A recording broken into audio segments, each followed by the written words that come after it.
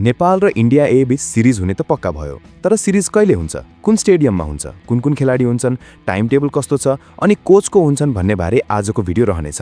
त्यसैले भिडियोलाई अन्तिमसम्म हेर्नुहोला। साथै नेपाल क्रिकेट टिमको लागि कति फाइदा हुन्छ भन्ने बारे पनि चर्चा गर्नेछौँ। त्यसैले भिडियोलाई लाइक गरी च्यानललाई सब्स्क्राइब गर्नुहोस्।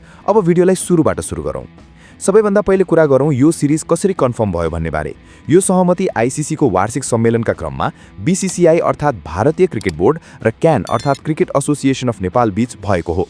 यो आफैमा एउटा ठूलो कुरा हो, किनभने बीसीसीआई जस्तो पावरफुल बोर्डसँग सिधै टेबलमा बसेर सिरिज फिक्स गर्नु नेपाली क्रिकेटको बढ्दो कूटनीतिक र क्रिकेटिङ स्ट्यान्डिङको प्रमाण हो। याद गर्नुहोस्, केही वर्ष अघिसम्म नेपालले भारतसँग यस्तो सिरिज खेल्ने कुरा त परको कुरा हो, स्ट्यान्डर्ड बाइल्याटरल टुरहरू पाउन नै सङ्घर्ष गर्नुपर्थ्यो। त्यसैले यो न्युज नेपाली क्रिकेट प्रशासनको लागि पनि एउटा माइलस्टोन नै हो। अब कुरा गरौँ तारिख र भेन्यूको। यो सिरिजका तीनवटै खेलहरू डिसेम्बर 9, 11 र 13 तारिखमा खेलिनेछन्। स्थान हो सबैलाई थाहा भएकै कीर्तिपुरस्थित त्रिभुवन विश्वविद्यालय अन्तर्राष्ट्रिय क्रिकेट मैदान। यो नेपाली क्रिकेटको होम अफ क्रिकेट भनेर चिनिने मैदान हो, जहाँ नेपालले धेरै ऐतिहासिक जित हासिल गरेको छ। डिसेम्बर महिनामा काठमाडौँको मौसम पनि क्रिकेटको लागि उपयुक्त हुने भएकाले फ्यान्सहरूको लागि स्टेडियममा गएर म्याच हेर्न पनि एकदम रमाइलो हुनेछ। तीनवटै म्याच झन्डै लगातार अन्तरालमा राखिएको छ, जसले गर्दा एउटा छोटो तर इन्टेन्स सिरिज हुनेछ। यहाँ एउटा कुरा प्रश्न पार्नु जरुरी छ, यो भारतको सिनियर नेसनल टिम होइन।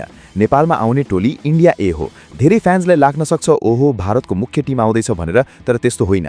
इन्डिया ए भनेको भारतको सेकेन्ड लाइन वा डेभलपमेन्ट टिम हो, जसमा नेसनल टिमको ढोकेनेरी उभिएका वा भर्खरै फर्ममा आएका खेलाडीहरू समावेश हुन्छन्। तर यसको मतलब यो टिम कमजोर छ भन्ने चाहिँ हुँदैन। इन्डिया ए को स्तर विश्वका धेरै फुल मेम्बर नेसनल टिमहरूभन्दा माथि हुन्छ, किनभने भारतीय क्रिकेटको डेप्थ यति धेरै छ कि यसको सेकेन्ड टिम पनि वर्ल्ड क्लास हुन्छ। अब आउनुहोस् सबैभन्दा रोमाञ्चक भागमा, सम्भावित खेलाडीहरू। इन्डिया ए टोलीमा आइपिएल र घरेलु क्रिकेटका चर्चित नाम रहने सम्भावना छ। सबैभन्दा बढी चर्चामा रहेको नाम हो वैभव सूर्यवंशी। यो युवा खेलाडीले आइपिएलमा आफ्नो एक्सप्लोजिभ ब्याटिङले पहिल्यैदेखि सुर्खी बटोरिसकेका छन् र उनी कीर्तिपुरमा खेल्न आउँछन् भने यो नेपाली दर्शकहरूको लागि एउटा ठूलो आकर्षण हुनेछ। यसका साथै तिलक वर्मा जस्ता खेलाडी पनि सूचीमा छन्, जो पहिले नै भारतीय नेसनल टिमको लागि पनि खेलिसकेका छन् र टी20 फर्मेटमा एकदम कन्सिस्टेन्ट देखिएका छन्। यी बाहेक प्रभसिमरन सिंह र प्रियान्स आर्य जस्ता युवा र आक्रामक ब्याट्सम्यानहरू पनि यस टोलीमा हुन सक्ने चर्चा छ। यी सबै खेलाडीहरू आइपिएल र भारतको घरेलु सर्किटमा आफ्नो आक्रामक ब्याटिङ शैलीका लागि परिचित छन्। त्यसैले नेपाली बलरहरूको लागि यो सिरिज एउटा ठूलो चुनौती हुनेछ। तर याद राख्नुहोस् साथीहरू, यो अझै एउटा सम्भावित सूची मात्र हो। इन्डिया ए को अन्तिम टोली पछि मात्र औपचारिक रूपमा घोषणा गरिनेछ। त्यसैले फाइनल स्क्वाडमा केही परिवर्तन हुन सक्छ। हामी अन्तिम टोली घोषणा भएपछि छुट्टै भिडियो पनि ल्याउनेछौँ। त्यसैले च्यानललाई सब्स्क्राइब गरेर बेल आइकन अन गर्न नबिर्सिनुहोला, ताकि तपाईले कुनै पनि अपडेट मिस नगर्नुहोस्। भिडियो मन परेको भए लाइक गर्न र आफ्ना साथीभाइलाई पनि शेयर गर्न बिर्सिनुहोला। भेटौँला अर्को भिडियोमा नयाँ अपडेटसँगै। धन्यवाद।